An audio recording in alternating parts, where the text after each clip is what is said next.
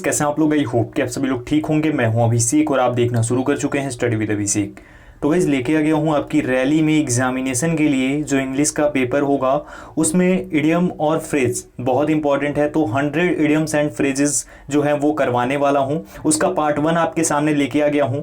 इसमें टोटल 20 जो है इंपॉर्टेंट वहीं करवाऊंगा और इनमें से मोस्ट ऑफ द क्वेश्चंस ऐसे हैं जो कि कई बार पूछे जा चुके हैं एग्जाम में। ठीक है, वो आप आगे देखेंगे तो आपको खुद ही पता चल जाएगा अगर आपने पहले का भी एग्जाम दिया था तो। ठीक है, और मोस्ट इंपॉर्टेंट है 100% ये फंसेंगे। गाइस ये वीडियो दोबारा रिकॉर्ड कर रहा हूँ क्योंकि एक बार डिलीट हो गया, पता नहीं कैसे। मेरा जो ये रिकॉर्डर है वो भी थोड़ा अजीब तरीके से बिहेव कर रहा है। खैर चलो पहला सवाल देखते हैं। और एक और चीज़, इसका अगर PDF आपको चाहिए तो आप डिस्क्रिप्शन में दिए गए लिंक के थ्रू जाकर के ज्वाइन कर लो मुझे टेलीग्राम पर, और वहाँ पे आपको PDF मिल जाएगा। हर एक जो टॉपिक को कवर करूंगा उसका PDF मैं दे दूंगा आप लोगों को। ठीक है, चलो बाय फिट्स एंड स्टार्ट्स ये पहला है हमारे सामने। और इसका मतलब क्या होता है बाय फिट्स एंड स्टार्ट्स? इसका मतलब हो जाता है गाइस इर्रेगुलर। गाइस देखो क्या होता है कि मान लो कोई टीचर है, ठीक है ना, और वो पढ़ाते हैं बच्चों को। क्या होता है वो कभी आते हैं पढ़ाने, कभी नहीं आते हैं, कभी स्कूल में जाते हैं या नहीं जाते हैं, तो उस वो क्या बोला जाएगा? इर्रेगुलर बोला जाएगा। कुछ आप ही कर रहे हो, अगर नियमित रूप से नहीं करते हो तो क्या बोला जाएगा? बाय फिट्स एंड स्टार्ट्स, यही है। ठीक है, चलो दूसरा देखते हैं। फ्लॉगिंग ए डेड हॉर्स, इसका मतलब क्या होता है? Wasting time in useless efforts, बेकार चीजों में समय बर्बाद करना। अब समझो फ्लॉगिंग और डेड हॉर्स, इसका मतलब क्या हुआ कि एक मरे हुए घोड़े को जगाना। यानी कि क्या कर रहे हो आप? एक मरे हुए घोड़े को जगा रहे हो। तो इसका मतलब क्या हुआ? आप एक यूजलेस काम कर रहे हो, इसका कोई फायदा नहीं है। आप मरे हुए घोड़े को जगा करके कुछ कर सकते हो? नहीं कर सकते हो ना, कोई फायदा नहीं है, अपना टाइम वेस्ट कर रहे हो आप वहां पे। तो उसका मतलब क्या होगा? फ्लॉगिंग अ डेड हॉर्स, यानी कि wasting time in useless efforts. चलिए एक एक चीज को मैं याद करवा दूंगा, यहीं पे आपको याद हो जाएगा, उसके बाद PDF मिल जाएगा, उसको भी रट लेना। ठीक है, चलो अगला सवाल। इन कोल्ड ब्लडेड मर्डर, इसका मतलब क्या होता है? ए मर्डर डन विथ प्लानिंग और इंटेंशन, यानी कि निर्मम तरीके से हत्या।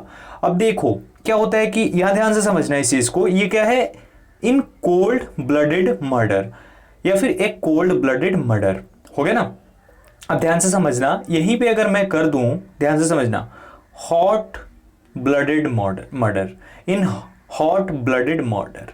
अब ध्यान से समझना, हॉट ब्लडेड मर्डर, इसका मतलब क्या हो जाएगा? इसका मतलब हो जाएगा गाइस कि देखो मर्डर कई प्रकार से होता है। एक ये हो गया हॉट ब्लडेड मर्डर, मीन्स की गुस्सा आया दोनों को, झगड़ा हो गया लोगों में, और उसमें क्या हुआ? उस झगड़े में बंदे से मर्डर हो गया या फिर किसी ने गलती से मर्डर कर दिया, तो ये क्या हो जाएगा? Hot blooded murder. लेकिन ये जो कोल्ड ब्लडेड मर्डर हमारे सामने दिख रहा है, इसका मतलब हो गया कि एक प्रॉपर पहले प्लॉटिंग हुई, उसको कैसे करना है, और एक इंटेंशन के तहत वो मर्डर किया गया। तो वही होता है इन कोल्ड ब्लडेड मर्डर। कोई भी खतरनाक कत्ल होता है तो वो क्या होता है? कोल्ड ब्लडेड मर्डर होता है, सोच समझ के कत्ल होता है। ठीक है, तो ये कोल्ड ब्लडेड मर्डर हो गया। अगला सवाल, talking through hat, talking nonsense, बेकार की बात।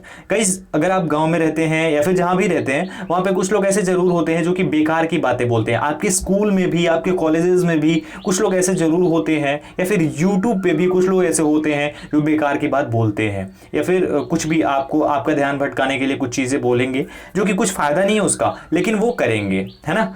तो बेकार की बात करना, यही होता है टॉकिंग थ्रू हैट। ओके, चलो फिफ्थ देखते हैं। To give a piece of mind, इसका मतलब क्या हो गया? इसका मतलब हो गया फटकारना। देखो आपको कहीं जाने के लिए आपकी फैमिली ने बोला, सपोज कि आपके फादर ने बोला कि वहां पे चले जाना आज और ये काम कर देना। आपने वो काम नहीं किया तो वो लोग क्या करेंगे? वो लोग अपना जो दिमाग है उसमें से थोड़ा दिमाग, एक पार्ट तो अपने पास रखेंगे, दूसरा पार्ट आपके ऊपर पूरा आपको दे देंगे, यानी to give a piece of mind. उसका मतलब क्या हो जाएगा? वो फटकार लगा देंगे आपको, जबरदस्त तरीके से डांट देंगे और चप्पलों की बारिश हो जाएगी आप पे, ऐसा भी हो सकता है। खैर जो होता है वो तो अलग बात है, लेकिन ये हो सकता है। तो to give a piece of mind means की फटकारना, कोई भी आपको फटकारता है तो ये हम फ्रेज यूज। 6 नंबर है गाइस, क्लोज सेव, इसका मतलब क्या होता है? ए नैरो स्किप, ये इसका मतलब हो जाता है। इसका मतलब अब समझना, ध्यान से समझना, इसका मतलब होता है बाल बाल बचना। अब होता क्या है, मान लो कि आप कहीं हाईवे पे जा रहे हो, कोई भी हाईवे पे जा रहा है, कोई बाइक सवार, ठीक है, और उसने ज़्यादा ये जो है हेलमेट और बाकी सारी चीज़ें नहीं लगा रखी है। उसका क्या होता है कि अचानक से उसको ऐसा फील होता है कि उसका एक्सीडेंट हो जाएगा और बहुत ज़बरदस्त तरीके से वो टकराते टकराते बचता है किसी ट्रक में या फिर किसी और चीज़ में, है ना। तो वहाँ पे वो क्या होगा, उसको क्या बोलेंगे, क्लोज सेव, यानी कि क्लोज सेव यानी कि ए नैरो स्किप, यानी कि बाल बाल बचना, बाल बाल बच गया वो बंदा, अदरवाइज काम तमाम हो जाता है उसका, है ना। तो आप भी कहीं बाइक से जाते हो तो जरूर इसका यूज करना, पूरा सेफ्टी का ख्याल रखना, क्योंकि बहुत इंपॉर्टेंट है, जान है तो जहान है ना। जैसे आप अभी मास्क लगा रहे हो कोविड-19 की वजह से, है ना, जान बचाने के लिए, तो ऐसे ही चलो, क्लोज सेव इसका मतलब होता है। अगला सवाल, ऑप्शंस चॉइस, इसका मतलब क्या हो जाता है भाई, no real choice at all, यानी कि आपके पास कोई और विकल्प है ही नहीं, इसका मतलब यही हो जाता है ऑप्शंस चॉइस। अब यहां ध्यान से समझना, आपको समझाता हूं कि मान लो, ध्यान से सुनना, मान लो कि आप के घर से निकलने के बाद दो रास्ते हैं मार्केट में जाने के लिए, ठीक है। तो कुछ लोग ऐसे होते हैं जो कि हर जगह होते हैं, तो उन्होंने एक इंटेंशन से एक रास्ते को ब्लॉक कर दिया जो कि उनके अंडर आता था, ठीक है, ये रास्ता ब्लॉक कर दिया। अब यही रास्ता एक आपके पास बचा हुआ है, तो आप, पहले क्या होता था, अगर बारिश हो जाए तो ये वाला रास्ता ज़्यादा अच्छा था और ये थोड़ा सा खराब था, तो इधर से आप छोड़ करके इधर से जाते थे। तो अब क्या करोगे आप, अब आप सिर्फ इसी रास्ते से जाओगे, आपके पास कोई और विकल्प है ही नहीं, यानी ऑप्शंस चॉइस है आपके पास, और कोई चॉइस ही नहीं है। एक और यहाँ पे आपको समझा देता हूँ कि हॉब्सन्स, यानी कि सन है यहाँ पे, यानी कि हॉब्सन्स, सन की हॉबी, ये ऐसा बोल सकते हैं ना, या फिर सन की चॉइस। तो इसका मतलब क्या हो गया कि मान लो इन फ्यूचर आप फादर बनते हो, आपका बच्चा बोलता है आपसे किसी चीज के लिए, जिद करता है, तो क्या कर सकते हो आप, मम्मी पापा क्या करते हैं, अगर हम जिद करते हैं तो मम्मी पापा क्या करते हैं, वो उस चीज को पूरा करते हैं, फादर पूरा करते हैं उस चीज को, है ना। तो इसका मतलब कि अगर सन ने जिद किया तो आपके पास कोई चॉइस है ही नहीं, ठीक है। चलो आगे बढ़ते हैं, आई होप कि आप समझ पा रहे होंगे। कट नो आइस, इसका मतलब क्या होता है, हैव नो इन्फ्लुएंस और इफेक्ट, कोई प्रभाव ना डालना। अब ध्यान से समझना, अभी बहुत सारे लोग इन्फ्लुएंसर्स हैं, बहुत सारे लोग सोशल मीडिया पे हैं जो कि इन्फ्लुएंस करते हैं, लोगों को बताते हैं प्रोडक्ट्स के बारे में और ये सब चीज़ें।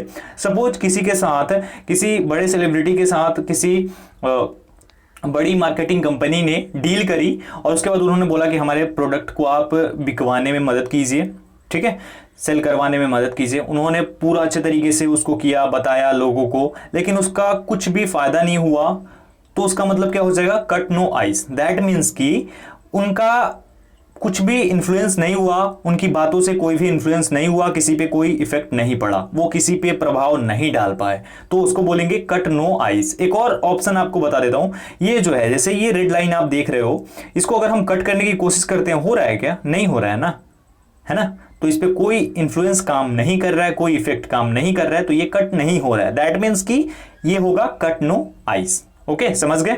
चलो आगे बढ़ते हैं। At stone's throw, a short distance, बहुत कम दूरी, यानी एकदम कम दूरी, तो उसे क्या बोलते हैं, एट स्टोन्स थ्रो।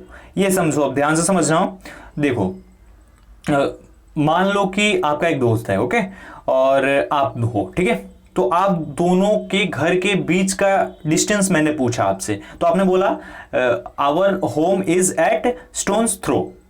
तो इसका मतलब मैं कैसे समझूंगा, कैसे समझूंगा, मैं समझ जाऊंगा अगर मुझे पता होगा तो ये इडियम एंड फ्रेज, तो उसका मतलब मैं समझ जाऊंगा कि ये शॉर्ट डिस्टेंस, यानी कि एक छोटी सी दूरी है, यानी एक पत्थर फेंकने भर की दूरी है। अगर आपका दोस्त अपने घर से पत्थर फेंकेगा तो आपके घर पे आ जाएगा, और अगर आप अपने घर से पत्थर फेंकेंगे तो आपके दोस्त के यहाँ चला जाएगा। यार फेंक मत देना आप लोग, ठीक है। तो चलो, ये चीज आपको समझाने के लिए मैंने बता दिया, एक छोटी सी दूरी होती है, ठीक है। चलो आगे, to catch up with, to compete with, यानी कि किसी से स्पर्धा करना। गाइस कंपटीशन, compete, किसी के साथ करना। कुछ लोग अपने दोस्तों के साथ ही कंपीट करना शुरू कर देते हैं, लेकिन आप अपने दोस्तों के साथ कंपीट मत करना। कंपीट करो जहां पे कंपटीशन हो, रियल कंपटीशन, वहां पे अगर आपका दोस्त है तब भी कंपीट करो, ठीक है। लेकिन ऐसे ही नॉर्मली कंपीट मत करो कि वो ये कर रहा है तो मैं भी करूंगा, वो पढ़ाई नहीं कर रहा है तो मैं भी पढ़ाई नहीं करूंगा, तो ये मत करना। अदरवाइज आप भी क्या करोगे, टू कैच अप विद कर लोगे। हाँ, ये करना कि अगर वो पढ़ाई कर रहा है तो उससे ज्यादा मैं पढ़ाई करूंगा, उसको कंपीट करने की कोशिश करूंगा, ये आप कर सकते हो, ठीक है। तो उसे ही बोलते हैं टू कैच अप विद। आगे बढ़ते हैं 11 नंबर, फॉल थ्रू। इसका मतलब क्या हो जाता है, to fail, come to nothing, असफल होना। मान लो गाइस कि आपने कोई कंपनी शुरू करने की शुरुआत करने की सोची, ठीक है, स्टार्टअप अभी बहुत ज्यादा चल रहा है, तो वो करने की सोची आपने, और आपने सोचा कि आप 5 लाख रुपए खर्च करोगे तो हो जाएगा। लेकिन जब लास्ट में वहां पे देखा तो वहां पे 20 लाख की जरूरत थी, जिसे आप पूरा नहीं कर पाए, तो वो उसी टाइम खत्म हो गया, फॉल थ्रू हो गया, यानी कि वो उसी टाइम फेल हो गया आइडिया आपका, और लास्ट में कम टू नथिंग, यानी आपके पास और कुछ नहीं था, आप असफल हो गए उस चीज में, तो वही बोलते हैं फॉल थ्रू, ठीक है। चलो आगे 12 number, to smell a rat, feel something suspicious, feeling that something is wrong. कुछ गलत है ये महसूस होना। तो गाइस देखो, ये चीज क्लियर रखो, मान लो कि कोई मर्डर हो जाता है कहीं पे, ठीक है, और वहां पे पुलिस को कुछ लोगों के बिहेवियर से क्या होता है कि टू स्मेल ए रैट, यानी कि कुछ फील होता है कि कुछ तो सस्पिशियस है, ठीक है। तो उसी प्रकार जैसे कि अभी सुशांत सिंह राजपूत का केस चल रहा है, तो वहां पे क्या होता है, वहां पे हमें क्या फील हो रहा है, टू स्मेल अ रैट, हम क्या कर रहे हैं, स्मेल अ रैट, यानी कि कुछ सस्पिशियस फील कर रहे हैं, तभी तो इतनी ज्यादा आवाज उठ रही है, तो है ना। सेम इसी प्रकार से इस चीज को समझ सकते हैं हम कि to smell a rat, that means कि feel something suspicious, feeling that something is wrong. Okay, समझ गए। चलो आगे बढ़ते हैं। Red letter day, special and significant day, महत्वपूर्ण दिवस, हैप्पी डे, ठीक है, इसे गाला डे के नाम से भी जानते हैं, गाला डे, ठीक है, गाला डे। तो हम गाला डे यानी कि खुशियों वाला दिन, एक स्पेशल डे।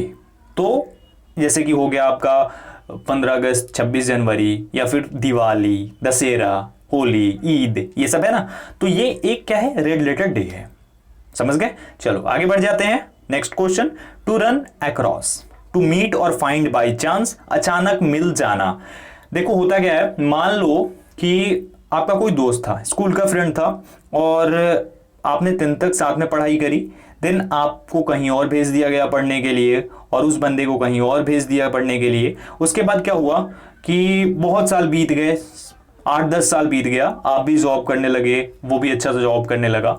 उसके बाद कुछ टाइम बाद आप अचानक से कहीं जगह पे, मॉल हो, कुछ और स्टेशन हो, कहीं पे भी मिल जाते हो। आप देखते हो, देखने के बाद अगर आपका वो किसी टाइम पे बेस्टी रहा होगा, तो आप तुरंत वहां पे जाओगे, तुरंत जल्दी से जाकर के चिल्लाओगे, गले लग जाओगे और पूछोगे कैसे हो, बढ़िया, ये सब चीजें पूछोगे ना उससे, है ना। तो उस चीज का मतलब क्या हो गया, टू रन अक्रॉस, यानी कि किसी को देख करके, टू मीट और फाइंड बाई चांस, किसी को बाई चांस पा लेना, मिल जाना, यही होता है टू रन अक्रॉस। क्लियर है। चलो अगला सवाल, टर्न अ डीफ ईयर, इसका मतलब क्या होता है, रिफ्यूज टू लिसन, डिसोबे, अनसुना करना। गाइस कुछ लोग कैसे होते हैं, कुछ लोग किसी की बातों को नहीं सुनते हैं, नहीं मानते हैं, अपनी घर की फैमिली का, अपने फादर का, किसी की बात का कुछ भी नहीं मानते हैं, किसी की बात को भी नहीं मानते हैं। तो वो लोग क्या होते हैं, टर्न अ डीफ ईयर, वो रिफ्यूज कर देते हैं किसी चीज को सुनने के लिए, और वो एक कमीने टाइप के लोग होते हैं। गाइस ऐसे लोग हमारी क्लास में भी होते हैं, ठीक है। तो वही होता है टर्न अ डीफ ईयर, यानी कि अनसुना कर देना। आगे, at snail's pace, to do thing very slowly, धीमी गति से। इसका मतलब क्या हो जाता है गाइस, समझिए ध्यान से। अभी जैसे कि रैली के लिए आपने फॉर्म फिल कर दिया, उसके बाद आप 2 दिनों तक काफी अच्छे तरीके से पढ़ाई करते हो, ओके, एंड देन आप क्या कर देते हो, चलो यार अब हो गया, 4-5 मोस्ट इंपॉर्टेंट टॉपिक्स को क्लियर कर लिया, अब तो एग्जाम आराम से क्लियर कर लूंगा, आप चलो धीरे धीरे पढ़ते रहेंगे थोड़ा थोड़ा, और जहां पे आप 5 घंटे पढ़ रहे थे, वहां पे आपने क्या कर दिया, आधा घंटा में कंप्लीट कर लूंगा यार, 30 मिनट्स में कंप्लीट कर लूंगा। तो वो क्या हो गया, एट स्नेल्स पेस, उसी का मतलब होता है। तो 17 नंबर है, एट वंस विट, इसका मतलब क्या होता है, वरीड, एक्सहॉस्टेड, कंफ्यूज्ड, घबराया हुआ। इसका मतलब अब समझिए, मान लो आप कहीं जंगल के रास्ते से जा रहे हो, ठीक है, और आपने किसी जंगली जानवर को देख लिया, आप कैसा फील करोगे? घबराया हुआ फील करोगे, वरीड फील करोगे, वहां से भागने की कोशिश करोगे, है ना, इस तरीके से फील करोगे। तो ये चीज जो है एट वंस बिट होता है। ओके, समझ गए?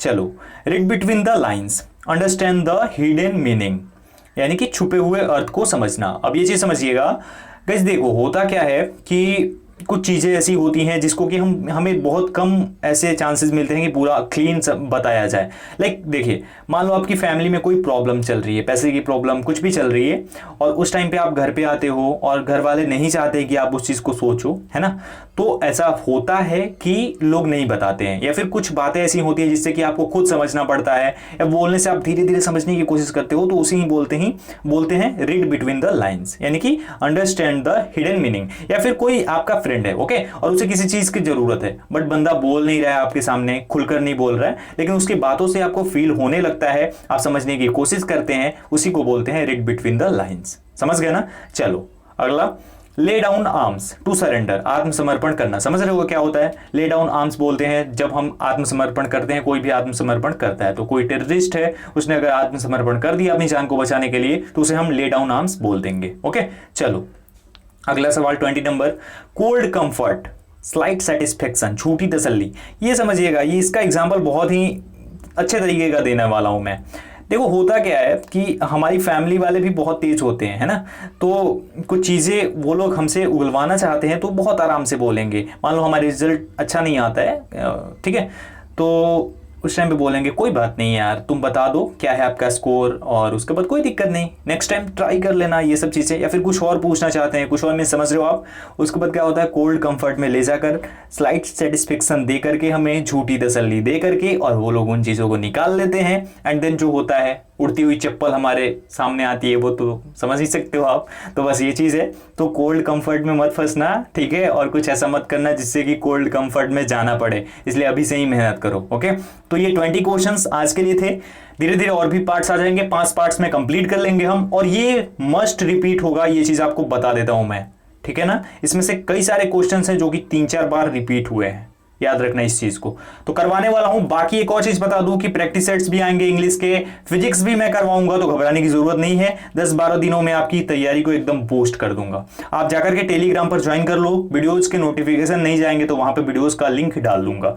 चलो, यहाँ पे थॉट ऑफ द डे है हमारा, किसी भी इंसान की इच्छा शक्ति और दृढ़ संकल्प उसे भिखारी से राजा बना सकती है। समझ गए ना? चलो समझ लो इस चीज को, और इसका पीडीएफ भी आप टेलीग्राम पर प्राप्त कर सकते हैं। इस वीडियो में इतना ही, मिलता हूं एक और वीडियो के साथ, तब तक अपना ख्याल रखिए। Thank you so much guys.